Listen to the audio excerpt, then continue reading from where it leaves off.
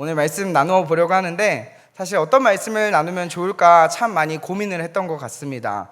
그래서 오늘 저는 고민 끝에 내린 결론은 하나님께서 부족한 저를 어떻게 만나 주셨고 또 어떻게 저를 이 목회의 자리 가운데 올 수 있도록 인도해 주셨는지에 대한 이 저의 삶의 간증을 말씀으로 나누면 좋을 것 같아서 잠깐 짧게 본문 말씀의 내용을 이야기하고 바로 이어서 저의 삶의 간증을 좀 이야기하며 하나님을 자랑하려고 하는데요. 그렇다면 간단하게 우리 본문 말씀의 내용을 살펴보려고 하는데, 오늘 우리가 함께 읽은 본문 말씀에 보면 우리가 너무나도 잘 알고 있는 이 하나님을 만나고 인생의 문제를 해결받고 삶이 변화된 야곱에 대해서 이야기를 하고 있습니다. 그렇다면 우리 성도님들이 생각하실 때에 이 야곱은 어떤 사람입니까? 아마 많은 분들께서 이 야곱에 대해서 이야기해보라고 한다면 뭔가 야곱은 되게 비열하고 치사하고 욕심이 많은 사람으로 알고 계실 거라고 생각을 합니다. 그리고 실제로 야곱은 성경에서도 참 많은 부분에서 치사하고 비열한 행동을 했던 것도 사실입니다. 그래서 오늘 말씀의 상황을 이야기하기 앞서서 간단하게만 이 야곱을 소개해 드린다면, 이 야곱은 형 에서의 장자권을 팥죽 한 그릇에 빼앗고 또 형 에서가 받아야 할 아버지의 축복 기도를 몰래 받다가 형 에서에게 걸리게 됩니다. 그리고 죽게 될까 두려워서 이제 삼촌 라반의 집으로 피신을 가게 되었습니다. 즉 야곱은요, 형 에서로부터 도망자의 신사가 되어버려서 20년이라는 긴 시간을요 삼촌 라반의 집에서 보내게 됩니다. 그러면 이 야곱은 아버지의 집을 떠나서 이 삼촌 라반의 집에서 이러한 시간들을 보내면서 어떤 삶을 살았습니까? 행복한 삶을 살았습니까? 아니죠. 안타깝게도 야곱은 삼촌 라반에게 속임을 당하게 됩니다. 20년이란 그 시간 동안 노동착취와 같은 그런 힘든 삶을 살아가게 됩니다. 정말 힘들게 어렵게 살아왔습니다. 그래도 그나마 감사한 것은요, 이 하나님께서 이러한 도망자의 신세이지만 그래도 야곱을 축복하시고 불쌍히 여겨주셔서 많은 것들을 허락해 주셨습니다. 사랑하는 아내들도 얻었고 또 많은 자녀들도 얻었고 또 가정을 책임질 수 있는 재산과 경제력까지도 허락해 주셨다라는 것입니다. 자, 그래서 야곱은 이렇게 도망자의 신세로 20년의 시간을 보내다가 창세기 31장에 와서 드디어 하나님께서 이 야곱의 삶 가운데 말씀하시기 시작합니다. 그러면 하나님께서는 20년 만에 야곱의 삶에 찾아오셔서 어떠한 말씀을 하십니까? 우리 창세기 31장 3절 말씀을 우리 함께 읽어보도록 하겠습니다. 창세기 31장 3절 말씀 우리 함께 읽겠습니다. 시작. 여호와께서 야곱에게 이르시되 내 조상의 땅 내 족속에게로 돌아가라. 내가 너와 함께 있으리라 하신지라. 아멘. 방금 읽은 말씀에 보니까 하나님께서 야곱에게 뭐라고 하시냐면, 야곱아, 드디어 때가 됐어. 이제 다시 너가 살던 고향으로 돌아가라 라고 말씀하는 것이었습니다. 자, 그러면 이러한 하나님의 음성을 들었던 야곱의 마음은 어땠을까요? 행복했을까요? 우리 성도님들이 야곱의 입장이었다면 어떤 마음이 드시겠습니까? 이제 20년 만에 고향 땅으로 돌아가려고 하니까 설레고 기뻤을까요? 아마 야곱은요, 그런 마음도 없지 않아 있었겠죠. 조금은 있었겠죠. 당연히 20년 동안 아버지도 못 만나고 또 어머니도 못 만나고 또 삼촌 라반에게 속아서 그렇게 고생을 했으니까 아마 고향 땅으로 돌아간다라고 생각해 볼 때 1차적으로는 기쁘고 설렜을 수도 있습니다. 그런데 중요한 것은 야곱에게 있어서 고향 땅으로 돌아간다라는 것은요, 단순히 설레고 행복하기만은 할 수 없었던 상황이다라는 것입니다. 왜 그렇습니까? 그것은 바로 야곱에게 있어서 고향 땅으로 돌아간다라는 것은요, 20년 전에 형 에서와 해결되지 않았던 그 문제가 남아 있었기 때문이다라는 것입니다. 즉, 이 말씀은 야곱의 삶에 있어서 가장 어렵고 가장 두렵고 가장 피하고 싶었던 그 형 에서와의 문제를 직면해야 하는 상황이 찾아왔다라고 이야기할 수 있습니다. 그리고 실제로 엎친 데 덮친 격으로 야곱이 집에 돌아가는 것이 두려울 수밖에 없게 만들었던 상황은 뭐냐면요, 이제 형 에서가 20년이나 흘렀으면은 좀 야곱을 용서해 줄 법도 한데 에서의 반응은 그렇지 않았다라고 성경에서 이야기합니다. 우리 창세기 32장 6절 말씀입니다. 창세기 32장 6절 시작. 사자들이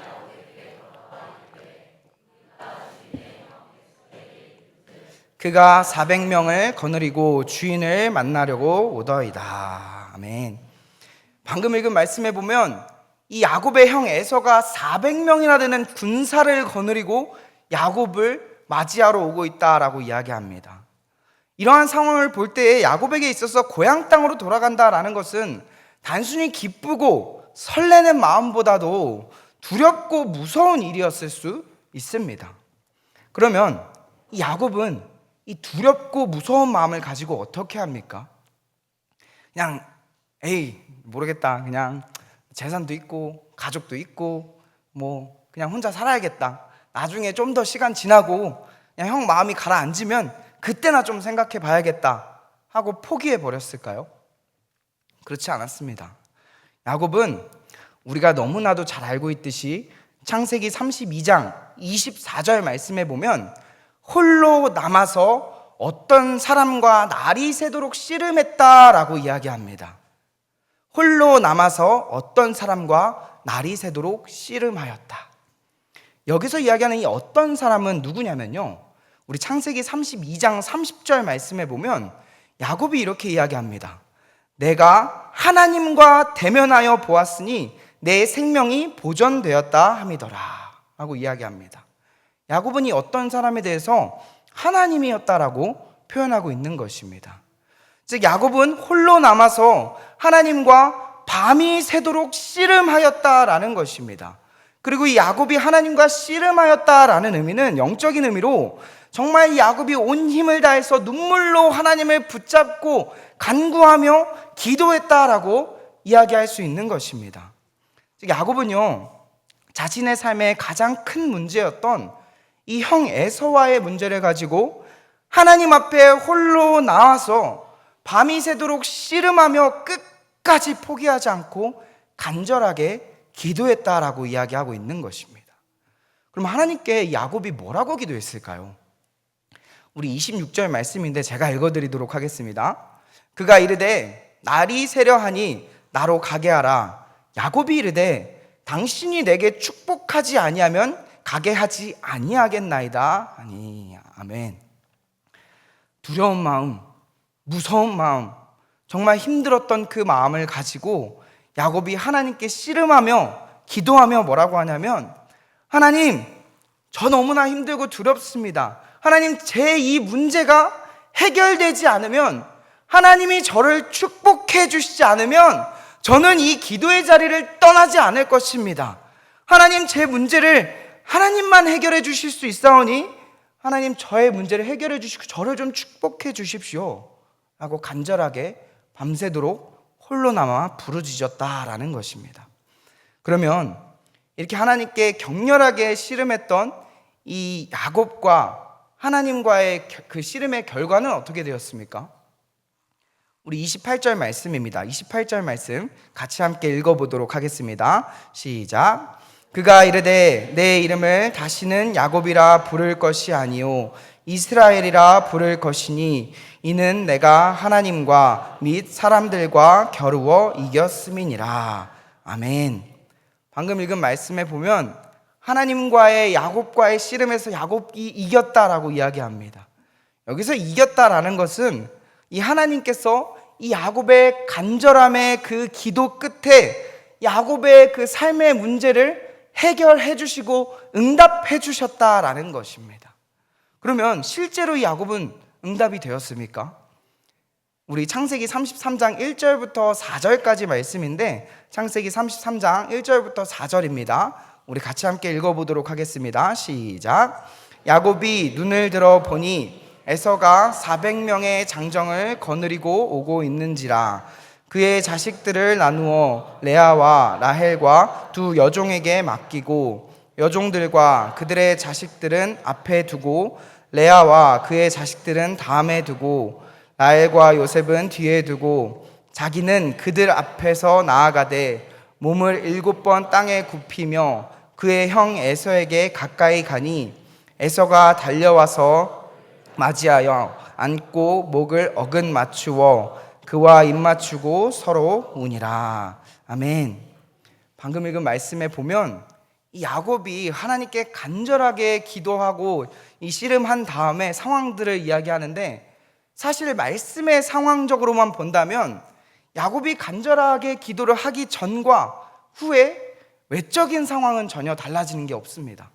1절 말씀에 보면 여전히 형은 이제 400명의 군사들을 거느리고 오고 있습니다. 그런데 변한 게 있다면 무엇입니까? 야곱의 마음이 변한 것입니다. 하나님과의 간절한 기도 끝에 하나님의 축복을 받고 나서 이제는 그 형 에서가 400명의 군사들을 데리고 오는데 두렵지 않은 것입니다. 그리고 자기가 제일 먼저 달려가서 그리고 거기서 7번 땅에 절하고 형 에서와 같이 이렇게 포옹하고 그러면서 화해를 하게 됩니다. 이 말씀이 무슨 뜻입니까? 20년 동안 야곱을 힘들게 하고 야곱을 두렵게 하고 어렵게 만들었던 이 외적인 형 에서와의 문제들이 하나님과의 기도 끝에 풀어지게 되었다라고 말씀하고 있는 것입니다. 그런데 여기서 끝난 것이 아닙니다. 이 하나님께서 야곱에게 주신 축복은 단순히 보여지는 에서와의 관계뿐만 아니라 또 어떤 축복이 임했다라고 하냐면, 우리 본문 말씀 28절 말씀에 이렇게 이야기합니다. 그가 이르되 내 이름을 다시는 야곱이라 부를 것이 아니오 이스라엘이라 부를 것이니 이는 내가 하나님과 및 사람들과 겨루어 이겼음이니라. 아멘. 야곱의 이름이 무엇으로 바뀌었습니까? 이스라엘로 바꾸어 주셨습니다.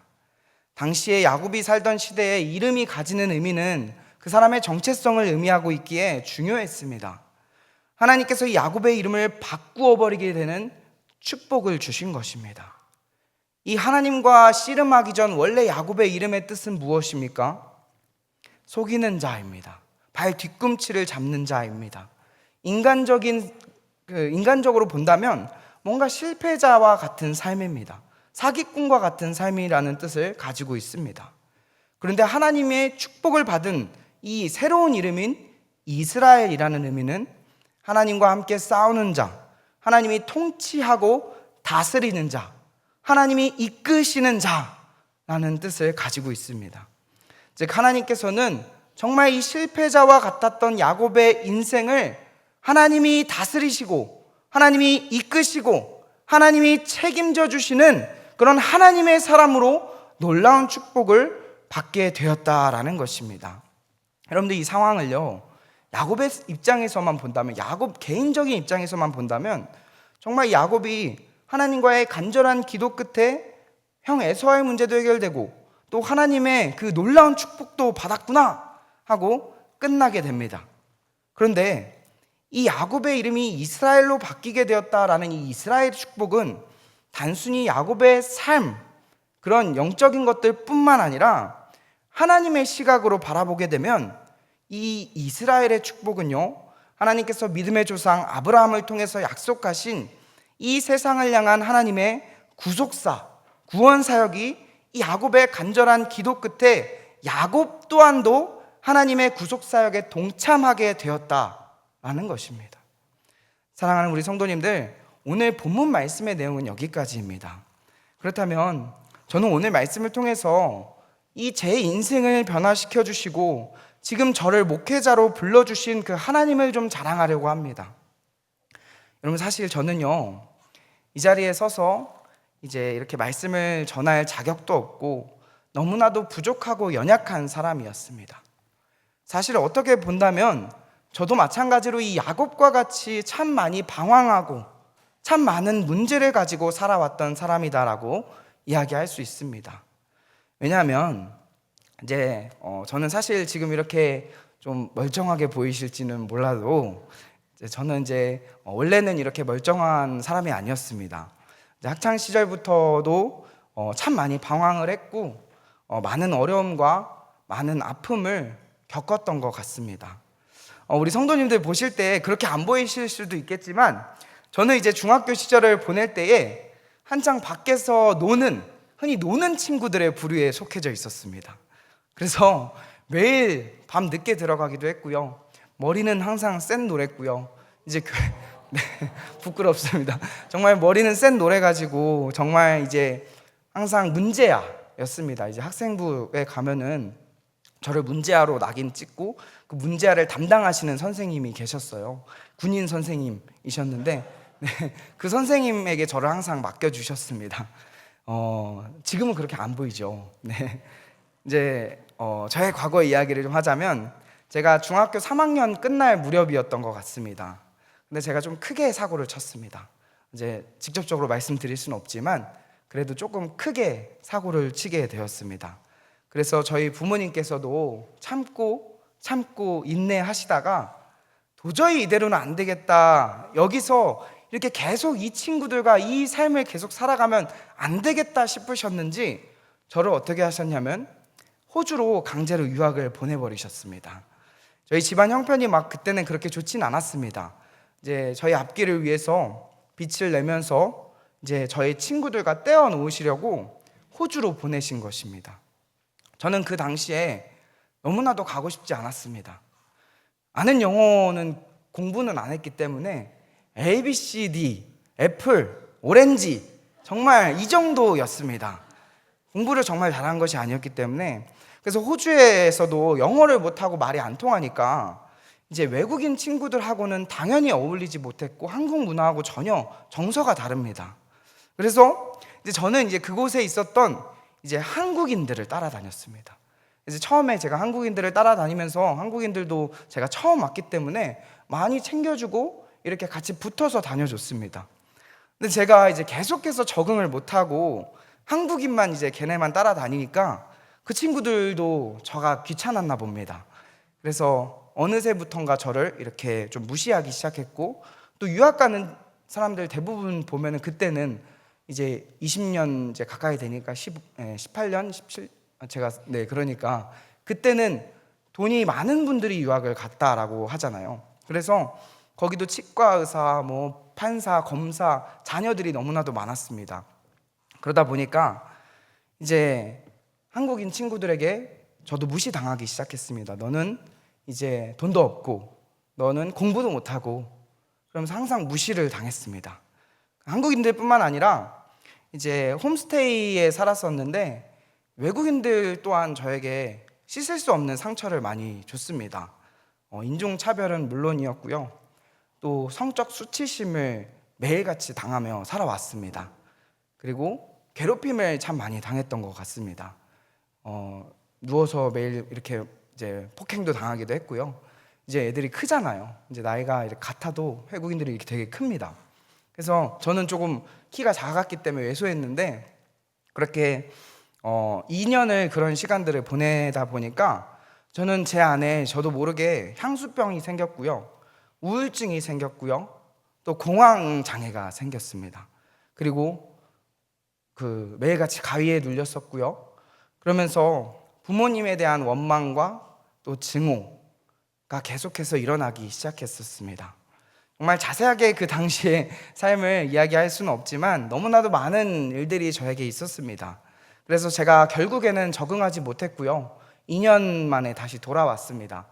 그래서 이제 자퇴를 하고 갔기 때문에 갈 수 있는 곳이라고는 대안학교밖에 없었죠. 그래서 기독교 대안학교에서 3년을 제가 거기 있었는데 그곳은 이제 하루에 아침, 새벽, 점심, 저녁 이게 하루 3번씩 예배를 드리는 곳이었습니다. 그래서 처음에 제가 한 2년 차 때는 예배하니까 그래도 제 영이 살아나는 것 같았습니다. 뭔가 찬양하는 게 기뻤고 거기 계신 목사님도 열심히 찬양하니까 인정해 주는 것 같았습니다. 그래서 제가 기쁘다 하면서 살아가고 있는데 어느 순간 제 안에 제가 인격적으로 하나님을 만난 것은 아니었기 때문에 허탈함과 공허함이 들어오기 시작했습니다. 그래서 또다시 방황하기 시작했습니다. 옛날에 중학교 때 그 방황했던 그 방황의 삶으로 대안학교를 뛰쳐나왔고요. 저는 혼자서 방황하면서 과거의 삶으로 다시 돌아가기 시작했습니다. 예배는커녕 하나님 앞에 더 악하게 살아갔습니다. 더 죄를 지으며 살아갔습니다. 그런데 그것도 며칠 하다 보니까 이제 마음의 공허함이 사라지지 않았습니다. 제 안에 채워지는 것이 없었습니다. 중학교, 고등학교 때는 그렇게 하면은 뭔가 이렇게 채워지는 것이 있었는데, 이제 성인이 20살 때, 21살 때 방황했으니까 그때는 채워지는 것도 없었습니다.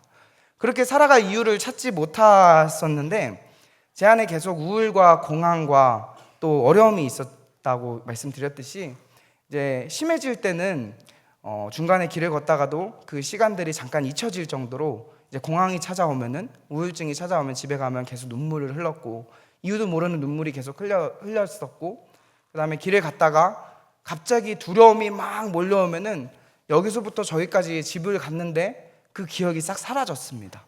그래서 정말 이러한 어려움들을 가지고, 채워지지 않는 그런 걸 가지고 결국에는 제가 마지막까지 생각을 하게 되었던 것 같습니다. 너무 힘드니까 더 이상 버틸 수가 없어서 저의 마지막을 생각을 하고 있었습니다. 근데 마지막을 생각하고 있는 그때에 문득 저에게 하나님의 음성과 같은 것들이 들려오기 시작했습니다. 어떤 마음이 들어오게 되었냐면, 정말 하나님이 실제 하시는 분이라면, 살아계시다면 나를 좀 만나 주셨으면 좋겠다. 정말 저희 어머니가 저를 위해서 많이 기도를 하셨습니다. 이제 방황하는 저를 위해서 끝까지 포기하지 않고 기도해 주셨습니다. 매일 새벽마다 기도하셨고요, 계속해서 기도해 주셨습니다. 그런데 그 마지막 순간이 되니까 그때의 생각들이, 필름들이 계속 지나갔습니다. 저희 어머니가 그렇게 기도했던 그 하나님이 정말 살아 계실까? 어머니가 나를 위해서 그렇게 기도를 하셨었는데 그 하나님이 정말 살아 계시다면 나도 그 하나님을 좀 만나봤으면 좋겠다. 나도 마지막으로 그 하나님 정말 살아계신 만나고 싶다 하는 생각이 갑자기 들어와서, 그때 하나님과 제가 협상을 하기 시작했습니다. 기도라는 걸 해보기 시작했습니다. 어떻게 기도했냐면, 하나님 정말 살아계시다면 저를 좀 만나주세요. 너무나 힘들고 고통스럽고 죽고 싶을 정도로 힘이 듭니다. 근데 하나님 정말 살아계시다면 저 좀 제발 만나주십시오. 이렇게 기도를 하면서 어떻게 협상을 했냐면, 제가 이제 공부를 안 했다고 했잖아요. 책 보는 건 싫었습니다. 성경책 읽는 건 너무나도 싫었고요. 이제 기도를 해봐야겠다. 몸으로 때우는 기도를 해봐야겠다. 이런 마음이 있었어요, 제가. 그래서 그 당시에는. 그래서 제가, 하나님, 제가 책 보는 건 싫으니까 성경책은 볼 수 없습니다. 그런데 제가 하나님께 한 달 동안 기도라는 거 한번 해보겠습니다. 그래서 제가 하루에 5분씩 늘려가면서 한 달 동안 꾸준히 기도해 보겠습니다. 제가 이렇게 하나님 앞에 기도할 테니 저 안 만나주시면 저는 그냥 이제 하나님 없는 인생 그냥 이렇게 살아가겠습니다. 막 이런 제 맘대로 생각하고 제 뜻대로 살아가고 그냥 그렇게 살겠습니다 하고 하나님과 협상을 하기 시작했습니다. 그래서 그날부터 어떻게 했냐면, 제가 하루에 5분씩 늘려가면서 예배당에서 기도하기를 시작했습니다. 어떤 기도를 했냐면, 기도는 하겠다는데 할 줄을 모르잖아요. 1분만 앉아도 30초만 앉아도 할 줄을 모르니까 딱 2가지만 놓고 기도했습니다. 하나님 저 좀 살려주세요. 하나님 저 좀 만나주세요. 이 2가지의 기도였습니다. 이 2가지의 기도만 가지고 목이 터져라 부르짖었습니다. 그때 목이 뚫린 것 같습니다, 제가. 정말. 네, 그때 이제 목이 아프면 병원 가서 약을 사 먹었습니다. 그러면서 제가 하나님 저 좀 살려주시오. 하나님 저 좀 만나주세요. 하나님 저 좀 살려주세요. 그렇게 하면서 그렇게 5분씩 늘려가면서 기도를 하기 시작했습니다. 힘들었는데 그러면 제가 얼마나 기도를 하게 되었을까요? 정말 놀랍게도 7개월에서 8개월을 기도했던 것 같습니다. 아마 제가 그 7, 8개월 동안 매일같이 울면서 부르짖어 기도했고, 이 시간들이 지났을 때는요, 제가 이제 하루에 7시간, 8시간을 기도하는 삶을 살아가고 있었던 것 같습니다.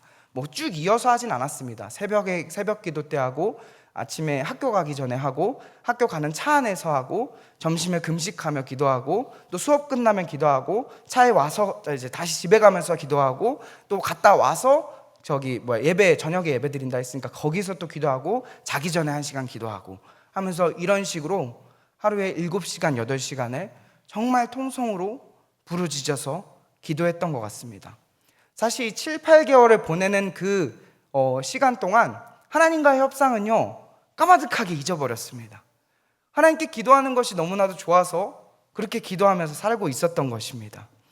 제가 언제 이것을 깨달았냐면 7개월에서 8개월 그렇게 기도하고 있는데 제가 정말 친했던 친구 한 명이 저한테 이렇게 찾아왔습니다. 건시가 너 왜 이렇게 많이 바뀌었냐? 너 옛날하고 좀 다른 것 같아. 너 좀 성형했니? 이런 느낌이 들 정도로 너 얼굴이 아예 너의 얼굴이 아니야 라고 이렇게 이야기를 하고 나서 제가 그때 딱 깨달았습니다. 7, 8개월 전에 나 죽으려고 했었지. 7, 8개월 전에 하나님하고 나 약속했었지. 근데 정말 하나님 살아계시는구나. 매일 그때를 울면서 기도하며 축복송만 하면 매일같이 울고 있었습니다. 그래서 이제 정말 그 살아계신 하나님을 경험하고 나서 저는 그 뒤부터 이제 하나님을 위해 살겠습니다. 죽으려고 했던 인생인데 주를 위해 살아가야 되지 않겠습니까? 하는 마음으로 이제 그때 첫 번째 부르심을 받게 되었습니다. 그래서 제가 이제 결단하고 나서 이제 그때 제가 선교학과를 다니고 있었는데 선교에 대한 비전을 또 품게 되었고 또 여러 가지 또 이제 비전들을 품게 되었는데 이게 저의 첫 번째 인격적인 만남이었습니다.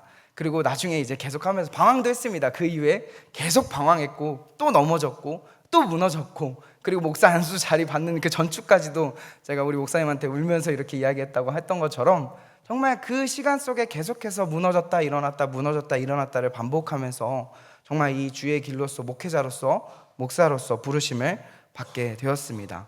그래서 나중에 이제 또 기회가 된다면 그 이후의 삶들에 대해서 나누면 좋을 것 같지만 어쨌든 제가 지금의 이 목회자로서의 살아갈 수 있었던 이유는 그때 저를 살려주시고 저를 만나주시고 저와 함께 해주신 그 하나님이 살아계시기 때문에 제가 지금 이 자리 가운데서 하나님의 말씀을 전하는 목회자로서 사명을 감당할 수 있는 것 같습니다. 네, 사랑하는 우리 성도님들, 오늘 말씀을 마무리하려고 하는데요. 오늘 말씀에서 나누었듯이 야곱은 발 뒤꿈치를 잡는 자, 속이는 자와 같이 뭔가 실패한 인생, 방황하는 인생을 살아왔습니다. 그런데 결국에 자신의 삶의 문제를 가지고 하나님 앞에 홀로 남아서 날이 새도록 씨름했기 때문에 이 야곱은 자신의 삶의 문제를 해결받게 되었고 또 그리고 그 씨름 결과 끝에 야곱에서 이스라엘로 바뀌게 되었습니다. 발 뒤꿈치를 잡는 실패자의 인생에서 하나님이 다스리시고 통치하는 인생으로 하나님의 놀라운 구원 사역에 동참하는 자가 되었다라는 것입니다. 이와 같이 우리의 삶도 마찬가지라고 생각을 합니다. 우리 성도님들의 삶 가운데서도 정말 힘들고 어려운 순간에 주님 앞에 씨름하며 부르짖었을 때에 찾아와 주신 그 하나님을 경험했기 때문에 지금 이 자리에 있지 않으십니까? 우리가 그 주님을 놓치지 않았으면 좋겠습니다. 날마다 그 주님을 기억하며 살아가셨으면 좋겠습니다. 날마다 무너졌으면 다시 씨름하시고 일어나셔서 하나님의 귀한 구원 사역에 동참하며 살아갈 수 있는 우리 모든 성도님들 되시길 주님의 이름으로 축복합니다.